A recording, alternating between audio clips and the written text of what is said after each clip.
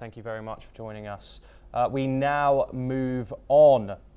According to reports, Israel's security cabinet have approved the possibility of humanitarian distribution in Gaza, which has been under an Israeli blockade for more than 2 months.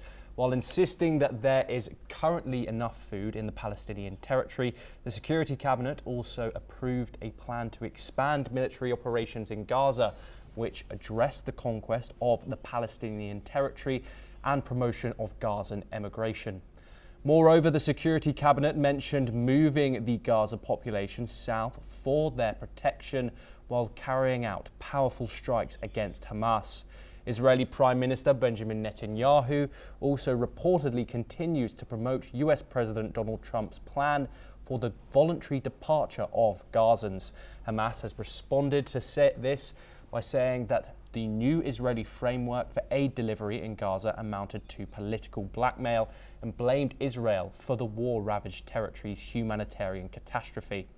Meanwhile, an Israeli campaign group has said that the new government plan for expanded military operations in Gaza is sacrificing hostages held in the Palestinian territory, referencing the right-wing political leanings of the heads. The Hostages and Missing Families Forum said in a statement that the plan deserves to be called the Smotrich Netanyahu plan for sacrificing the hostages.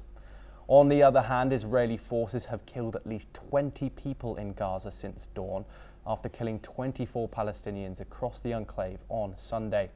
The Gaza Civil Defense Agency has said that 15 people were killed and 10 others were wounded in an Israeli attack on 3 apartments in Gaza City, while 4 others were killed in Beit Lieha. Furthermore, bombing in Jabalia has killed 1 person and injured others.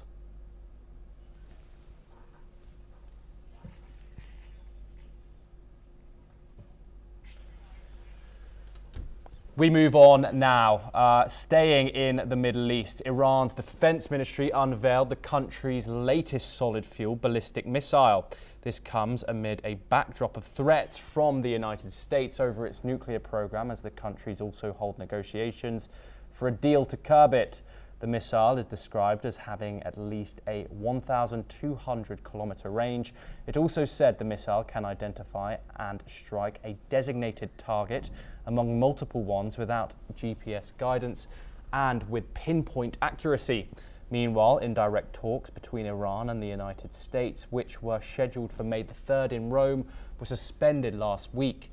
Iran's foreign ministry said that the postponement came at the request of Oman's foreign minister, who has been mediating the negotiations. A new date has yet to be announced, but Iran's foreign minister further reiterated that Iran remains committed to diplomacy with the United States amid the missile apprehensions. We have some breaking news now coming from the same region.